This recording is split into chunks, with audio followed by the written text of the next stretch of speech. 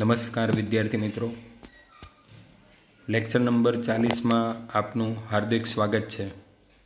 તો બાળકો, આજે આપણે નવા પાઠની શરૂઆત કરીશું। તો કે ધોરણ 10 પ્રકરણ નંબર 15 જેનું નામ છે આપણું પર્યાવરણ। તો બાળકો, આપણે લાસ્ટ પાઠ નંબર 6 પૂરો કર્યો હતો, જેનું નામ હતું જૈવિક ક્રિયાઓ। તો કે પાઠ આપણે પૂરો કર્યો, જે જીવ વિજ્ઞાનનો જ પાઠ હતો। હવે આપણે નવા પાઠની શરૂઆત કરીશું। તો કે ચોપડીની અંદર પ્રકરણ નંબર 15 આપણું પર્યાવરણ, તો કે આ પાઠની આપણે શરૂઆત કરીશું। ટૂંકો પાઠ છે અને સરળ પાઠ છે। બોર્ડની અંદર આ પાઠમાંથી 4 માર્ક્સનું પૂછાય છે। 2 ગુણનો એક પ્રશ્ન અને 2 ટૂંકા પ્રશ્નો પૂછાય છે। ટોટલ આ પાઠનો ગુણભાર 4 ગુણ છે। તો બાળકો, ચેપ્ટર નંબર 15ની આપણે શરૂઆત કરીશું, આપણું પર્યાવરણ। તો કે પર્યાવરણ એટલે શું? તો કે આજનો પહેલો સવાલ। તો કે આપણે પ્રાથમિક ધોરણથી ભણીએ છીએ પર્યાવરણ એટલે શું? પરી વત્તા આવરણ, આપણે અને આપણી આજુબાજુનું બધું, એને કહીશું આપણે પર્યાવરણ। તો સ્ક્રીન ઉપર તમને પ્રશ્ન દેખાઈ રહ્યો છે વિદ્યાર્થીઓ, પર્યાવરણ એટલે શું? તો કે વનસ્પતિ, પ્રાણીઓ અને માનવ જાત સહિત તમામ સજીવો અને તેની સાથે સંકળાયેલા ભૌતિક પરિસરને, પરિસર એટલે કે આવરણ, તેને પર્યાવરણ તરીકે ઓળખવામાં આવે છે। ટૂંકમાં પર્યાવરણ એટલે શું બાળકો? તો કે આપણે ને આપણી આજુબાજુનું બધું। તો કે આપણી આજુબાજુ આપણને શું દેખાય છે? તો કે આપણી આજુબાજુ વનસ્પતિઓ છે, પ્રાણીઓ છે, માનવજાત છે, આ તમામ સજીવો, સજીવ એટલે કે જેનામાં જીવ હોય એવા તમામ સજીવો, તો કે વનસ્પતિ, પ્રાણી, માનવ, આ તમામ સજીવો અને એની સાથે સંકળાયેલું ભૌતિક આવરણ, એને નામ આપવામાં આવ્યું છે પર્યાવરણ। તો કે આ પર્યાવરણની અંદર જૈવિક અને અજૈવિક બંને ઘટકોનો સમાવેશ થાય છે। જેનામાં જીવ હોય જૈવિક, જેનામાં જીવ ન હોય એને અજૈવિક કહીશું। તો પર્યાવરણના બધા જ જૈવિક અને અજૈવિક ઘટકો સમતુલાની જાળવણી માટે એકબીજા પર આધારિત છે। એટલે કે જૈવિક ઘટકો અને અજૈવિક ઘટકો બંનેનું સંતુલન પર્યાવરણમાં થાય છે અને આ બંને ઘટકો એકબીજા ઉપર આધાર રાખે છે। ત્યાર પછીનો પોઈન્ટ, તો કે પર્યાવરણના જુદા જુદા ઘટકો આંતર સંલગ્ન અને એકબીજા પર આધારિત છે। તો હમણાં જ કહ્યું એમ કે પર્યાવરણના મુખ્ય 2 ઘટકો છે, જૈવિક ઘટકો અને અજૈવિક ઘટકો, અને બંને ઘટકો એકબીજા સાથે આંતર સંલગ્ન એટલે કે એકબીજા સાથે જોડાયેલા છે, એકબીજા ઉપર આધાર રાખે છે। જૈવિક ઘટકો એ અજૈવિક ઘટકો ઉપર પણ આધાર રાખે ને અજૈવિક ઘટકો જૈવિક ઘટકો ઉપર પણ આધાર રાખે। એટલે કે આ બંને ઘટકો એકબીજા ઉપર આધાર રાખે છે। આબોહવા, ભૂમિ પ્રકાર અને ભૂતલીય પરિબળોની ભિન્નતાને લીધે પર્યાવરણ જુદા જુદા સ્થાને બદલાય છે। તો સમજો બાળકો કે જુદી જુદી જગ્યાએ અલગ અલગ પ્રકારનું પર્યાવરણ જોવા મળે છે। કારણ તો કે આબોહવા છે જુદી જુદી હોય છે, દરેક દેશની આબોહવા અલગ છે। દરેક દેશની ભૂમિ પ્રકાર એટલે કે જમીન પણ અલગ અલગ હોય છે, જમીનમાં પણ અલગ અલગ પ્રકારની જમીનો જોવા મળે છે। ભૂતલીય પરિબળો, તો કે આ બધી વસ્તુ છે જુદા જુદા સ્થળે અલગ અલગ હોય છે અને આ ભિન્નતાને લીધે જ એવું કહી શકાય કે પર્યાવરણ જુદા જુદા સ્થાને બદલાય છે। તમામ વનસ્પતિઓ અને પ્રાણીઓ જે પર્યાવરણમાં જન્મ્યા હોય અને રહે છે તેને અનુકૂલિત થઈ જાય છે। તો ખાસ સમજવા જેવી વાત આવી બાળકો કે આપણે જે પર્યાવરણમાં જન્મ્યા હોઈએ એ પર્યાવરણને આપણે અનુકૂલિત થઈ જઈએ છીએ અને એ પર્યાવરણ સાથે આપણે તાલમેળવાળું જીવન બાંધીએ છીએ। એટલે પર્યાવરણમાં થતા ફેરફારો સામે આપણે પોતાનો વિકાસ કરીએ છીએ। ટૂંકમાં આપણે જે જગ્યાએ રહેતા હોઈએ એ જગ્યાએ ત્યાંનું વાતાવરણ આપણને માફક આવે છે। આપણે સુરતમાં જન્મ્યા હોઈએ તો સુરતની આબોહવા, તો કે સુરતનું વાતાવરણ આપણને અનુકૂલિત થઈ જાય એટલે આપણે કાયમ માટે ત્યાં વસવાટ કરીએ છીએ. એ જ રીતે જે સજીવ જે પર્યાવરણમાં જન્મ્યો હોય એ ત્યાં જ રહે છે અને વાતાવરણને અનુકૂલિત થઈ જાય છે, તો જ વ્યક્તિ એવું કહી શકાય કે સફળતાપૂર્વક જીવન જીવી શકે. ટૂંકમાં પર્યાવરણ સાથે તાલમેળ બાંધવો પડે તો આપણે આપણું અસ્તિત્વ ટકાવી શકીએ. પર્યાવરણને બદલી શકાતું નથી, આપણે પર્યાવરણને અનુકૂલિત થવું પડે તો આપણો વૃદ્ધિ અને વિકાસ થાય છે. ટૂંકમાં જે સજીવ જ્યાં જન્મ્યો હોય, જ્યાંનું વાતાવરણ હોય, જેવી આબોહવા હોય એને અનુકૂલિત થઈ જાય છે. ઠંડા પ્રદેશમાં રહેતા લોકો હોય તો એને ત્યાંની આબોહવાને તે અનુકૂલિત થઈ જાય છે, તેનું જીવન એ ત્યાં વિતાવે છે. આમ જુદા જુદા સ્થળે પર્યાવરણ અલગ અલગ હોય છે. તમામ વનસ્પતિઓ છે, પ્રાણીઓ છે, માનવ જાત સહિત જે પર્યાવરણમાં જન્મ્યા હોય એ પર્યાવરણને અનુકૂલિત થઈ અને સફળતાપૂર્વક જીવન વિતાવે છે. એ હકીકત છે. વાતાવરણના કોઈ પણ એક ઘટકમાં થતો ફેરફાર પ્રતિકૂળ છે અને સજીવોના સામાન્ય જીવનને અસર કરે છે. તો કે પર્યાવરણમાં થતો કોઈ એક ફેરફાર એ સીધો જ આપણા રોજિંદા જીવન ઉપર પણ અસર કરે છે. આપણે જાણીએ છીએ ઋતુઓ, શિયાળો, ઉનાળો, ચોમાસું. તો ઋતુઓ જેમ બદલાય છે એમ આપણે બદલાવવું પડે છે. આપણી રહેણી કહેણી, આપણો ખોરાક, આપણો પહેરવેશ એ શિયાળો, ઉનાળો, ચોમાસું એ પ્રમાણે આપણે બદલાઈએ છીએ અને તો જ આપણે ટકી રહીએ છીએ. ટૂંકમાં પર્યાવરણને બદલી શકાતું નથી, પરંતુ આપણે એની સાથે બદલવું પડે તો જ આપણે આપણું અસ્તિત્વ ટકાવી શકીએ. ટૂંકમાં વાતાવરણમાં થતો ફેરફાર, પર્યાવરણમાં થતો ફેરફાર એ સીધો જ આપણા રોજિંદા જીવન ઉપર, સામાન્ય જીવન ઉપર અસર કરે છે. એવું નહીં કે આપણી ઉપર, તમામ સજીવો પર. અને એને અનુકૂલિત થઈ આપણે બદલાવવું પડે તો આપણું અસ્તિત્વ ટકી શકે. ટૂંકમાં પર્યાવરણ એટલે શું? ફરીથી એકવાર પ્રશ્ન. તો સ્ક્રીન ઉપર ધ્યાન આપીશું. પર્યાવરણ એટલે શું? તો કે વનસ્પતિ, પ્રાણીઓ અને માનવ જાત સહિત તમામ સજીવો અને તેની સાથે સંકળાયેલું ભૌતિક પરિસર એને પર્યાવરણ કહે છે. પર્યાવરણના બધા જ જૈવિક અને અજૈવિક ઘટકો સમતુલાની જાળવણી માટે એકબીજા પર આધારિત છે. ટૂંકમાં જૈવિક અને અજૈવિક બંને ઘટકોનો સમાવેશ પર્યાવરણમાં થાય છે. પર્યાવરણના જુદા જુદા ઘટકો આંતર સંલગ્ન એટલે કે એકબીજા સાથે જોડાયેલા હોય, એકબીજા પર આધારિત છે. આબોહવા, ભૂમિ પ્રકાર અને ભૂતલીય પરિબળોની ભિન્નતાને લીધે જુદા જુદા સ્થળે પર્યાવરણ બદલાય છે. તમામ વનસ્પતિ અને પ્રાણીઓ જે પર્યાવરણમાં જન્મ્યા હોય ત્યાં જ રહે છે અને પર્યાવરણને કેવા થઈ જાય છે? અનુકૂલિત થઈ જાય છે. વાતાવરણમાં અથવા તો પર્યાવરણમાં થતો એક ફેરફાર કે જે પ્રતિકૂળ છે અને સજીવોના સામાન્ય જીવનને શું કરે છે? અસર. ટૂંકમાં પર્યાવરણમાં થતો કોઈ એક સામાન્ય ફેરફાર એ આપણા જીવનને અસર કરે છે. તો આપણું પર્યાવરણ, આપણી આજુબાજુનું આ ભૌતિક પરિસર કે જેમાં વનસ્પતિ, પ્રાણી, માનવ જાત સહિત બધાનો જ સમાવેશ થાય એને પર્યાવરણ તરીકે ઓળખવામાં આવે છે. તો બાળકો, આ તો આપણો 2 ગુણનો એક સવાલ.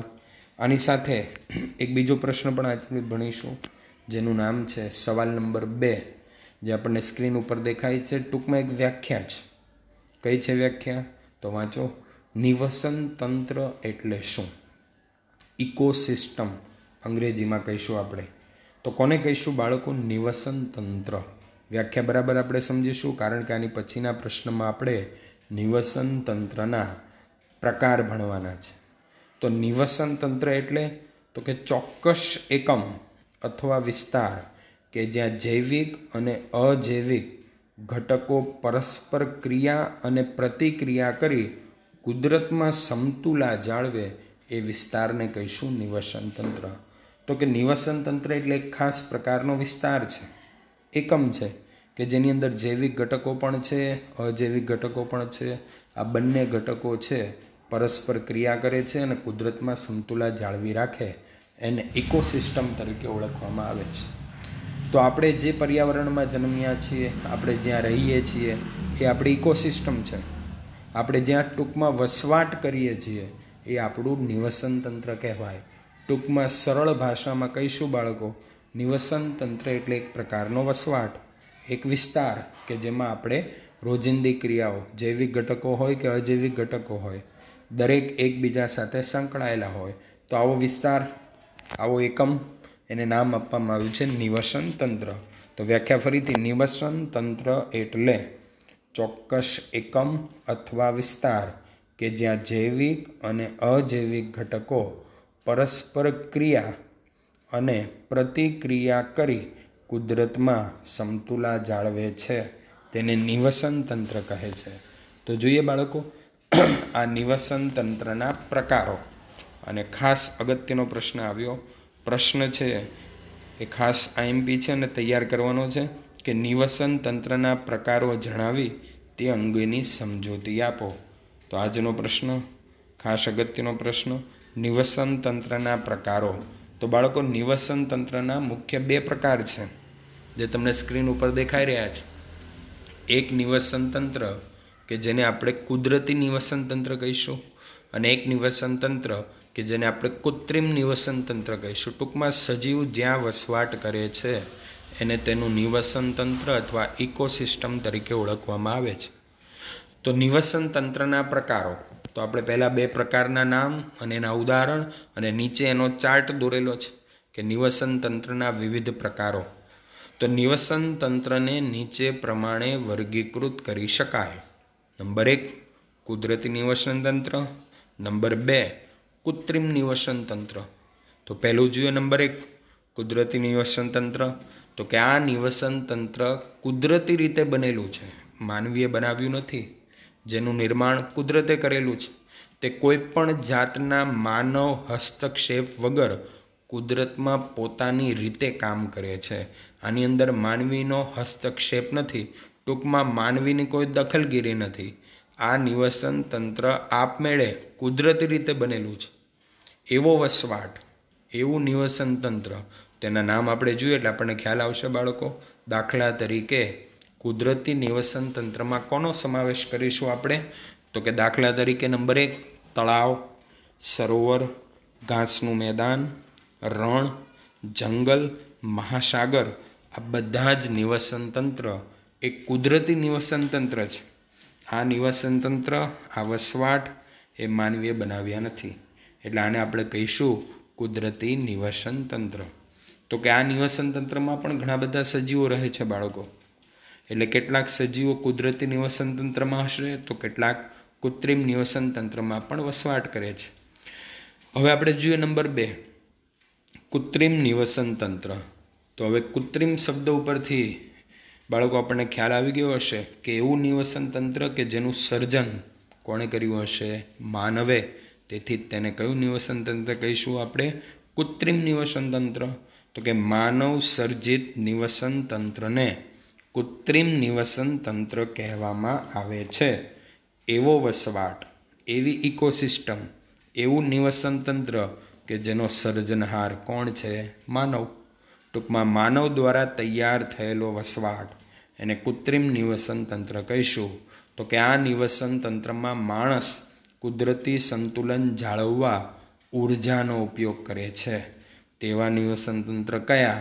દાખલા તરીકે ખેતર, ફળ ઝાડની વાડી, બગીચા, માછલી ઘર વગેરે. આ બધા જ નિવસન તંત્ર એ કોણે બનાવ્યા? તો કે માનવે. માટે એને કયું નિવસન તંત્ર કહીશું આપણે? કૃત્રિમ નિવસન તંત્ર. તો ફરીથી બાળકો, નિવસન તંત્રના મુખ્ય 2 પ્રકાર. નંબર 1, કુદરતી નિવસન તંત્ર. નંબર 2, કૃત્રિમ નિવસન તંત્ર. કુદરતી નિવસન તંત્રમાં કયા નામો આવશે? તળાવ, સરોવર, ઘાસનું મેદાન, રણ, જંગલ, મહાસાગર. કૃત્રિમ નિવસન તંત્ર કે જેનું સર્જન કોણે કરેલું છે? માનવે. તેની અંદર આવશે ખેતર, ફળ ઝાડની વાડી, બગીચા, માછલી ઘર વગેરે. તો જોઈએ બાળકો, હવે આપણે એનો ચાર્ટ સાથે સમજૂતી જોઈએ કે નિવસન તંત્રનું વર્ગીકરણ. તો કે નિવસન તંત્રનું વર્ગીકરણ 2 પ્રકાર થશે. નંબર 1, કુદરતી નિવસન તંત્ર અને નંબર 2, કૃત્રિમ નિવસન તંત્ર. કુદરતી નિવસન તંત્રના 2 પ્રકાર તમે ચાર્ટમાં જોઈ શકો બાળકો. એક આવશે જલીય અને બીજું આવશે સ્થળજ. પણ આ બંને કુદરતી છે. જલીય એટલે કે પાણી, સ્થળજ એટલે કે જમીન. હવે આગળ જલીય નિવસન તંત્રના પાછા બે પ્રકાર આવશે, મીઠું પાણી અને બીજું કયું? ખારું પાણી. મીઠા પાણીનું નિવસન તંત્ર અને નંબર 2 ખારા પાણીનું નિવસન તંત્ર. અને સ્થળજની અંદર બાળકો 3 પ્રકાર આવશે, ગૌચર, રણ અને જંગલ. મીઠું પાણી તો કે કોનું પાણી મીઠું હોય છે? તો કે તળાવ છે, ઝરણા છે, સરોવર છે. આ મીઠા પાણીનું નિવસન તંત્ર કહેવાશે બાળકો. અને ખારું પાણી તો કે એની અંદર આવશે દરિયાનું પાણી. દરિયાઈ નિવસન તંત્ર એવું કહી શકાય પૃથ્વી પરનું સૌથી મોટામાં મોટું નિવસન તંત્ર છે. તો યાદ રાખીશું, વિકલ્પમાં પૂછાય તો સૌથી મોટું નિવસન તંત્ર કયું? તો કે ખારા પાણીનું. નામ શું એનું? તો કે દરિયાઈ નિવસન તંત્ર. સ્થળજની અંદર બાળકો આવશે ગૌચર. ગૌચર એટલે ઘાસના મેદાનો, રણ પ્રદેશ અને ત્રીજું આવશે જંગલો. આ નિવસન તંત્ર જમીન ઉપરના નિવસન તંત્ર કહેવાય. અને જલીયની અંદર એટલે કે પાણીના 2 નિવસન તંત્ર, મીઠું પાણી અને ખારું પાણી. ફરીથી એકવાર આખો પ્રશ્ન જોઈશું બાળકો આપણે. નિવસન તંત્રના પ્રકારો જણાવી તે અંગેની સમજૂતી આપો. તો કે નિવસન તંત્રને નીચે પ્રમાણે વર્ગીકૃત કરી શકાય. નંબર 1 કુદરતી નિવસન તંત્ર, નંબર 2 કૃત્રિમ નિવસન તંત્ર. કુદરતી નિવસન તંત્ર તો કે આ નિવસન તંત્ર કુદરતી રીતે બનેલું હોય, કુદરતે જેનું સર્જન કરેલું હોય, તે કોઈપણ જાતના માનવ હસ્તક્ષેપ વગર કુદરતમાં પોતાની રીતે કામ કરે છે. દાખલા તરીકે તો કે તળાવ, સરોવર, ઘાસનું મેદાન, રણ, જંગલ, મહાસાગર એ કુદરતી નિવસન તંત્ર છે. નંબર 2 કૃત્રિમ નિવસન તંત્ર તો કે માનવ સર્જિત નિવસન તંત્રને કૃત્રિમ નિવસન તંત્ર કહેવામાં આવે છે. આ નિવસન તંત્રમાં માણસ કુદરતી સંતુલન જાળવવા ઉર્જાનો ઉપયોગ કરે છે. તો જેનું સર્જન માનવીએ કર્યું હશે એને કૃત્રિમ વસવાટ, કૃત્રિમ નિવસન તંત્ર કહીશું. એમાં ઉદાહરણ તો કે ખેતર, ફળઝાડની વાડી, બાગ બગીચા, માછલીઘર વગેરે.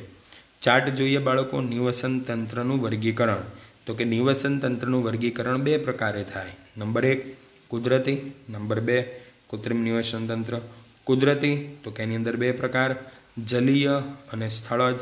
જલીય એટલે કે પાણી અને સ્થળજ એટલે કે જમીન. જલીની અંદર પાછા 2 પ્રકાર, મીઠું પાણી અને બીજું ખારું પાણી. મીઠું પાણી તો કે એની અંદર ઉદાહરણ લખી શકાય હજી આગળ, તો કે તળાવ, ઝરણું, સરોવર, નદી, આ મીઠા પાણીનું નિવસન તંત્ર. અને ખારું પાણી તેમાં ઉદાહરણ લખવાનું, દરિયો તો કે દરિયાનું પાણી એ ખારું હોય છે.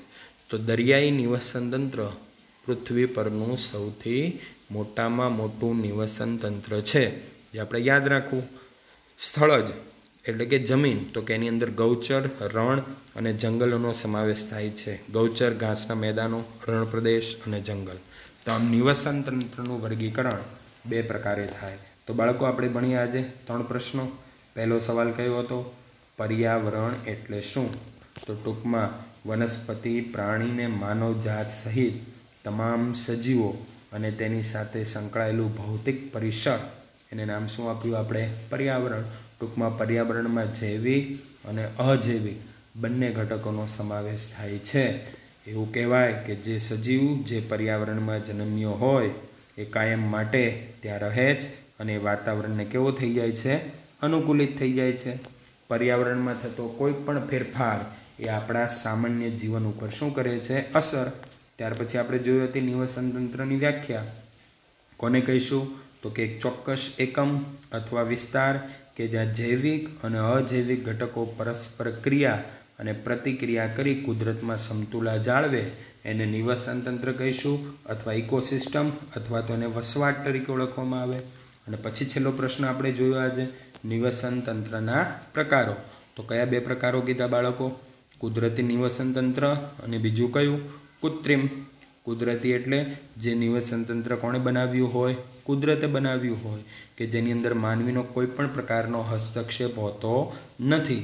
એવા કયા નિવસન તંત્ર જેને આપણે કુદરતી ગણીશું? તો કે તળાવ, સરોવર, ઘાસનું મેદાન, રણ, જંગલ, મહાસાગર. અને કૃત્રિમ એટલે તો કે જેનું સર્જન કોણે કર્યું હોય બાળકો, તો કે માનવે કર્યું હોય એને કૃત્રિમ નિવસન તંત્ર કહીશું. એમાં ખેતર, ફળઝાડની વાડી, બાગ બગીચા, માછલીઘર. પછી છેલ્લે ચાર્ટ દોરવાનો કે નિવસન તંત્રનું વર્ગીકરણ તો કે બે પ્રકારે, કુદરતી અને કૃત્રિમ. કુદરતીની અંદર બે પ્રકાર, જલીય અને સ્થળજ. જલીયમાં બે, મીઠું પાણી, ખારું પાણી, અને સ્થળજમાં ગૌચર, રણ અને જંગલનો સમાવેશ થાય છે. તો આજના પ્રશ્નો એની પણ ખાસ આપણે તૈયારી કરીશું અને પ્રશ્ન ઘરેથી 2 વાર લખી અને મોઢે કરીશું. પાઠ એકદમ સરળ છે અને આ પાઠની આપણે આજથી શરૂઆત કરી છે. બીજા પ્રશ્નો આપણે આવતા લેક્ચરમાં મળીશું. અહીં સુધી રાખીએ આપણે. અસ્તુ.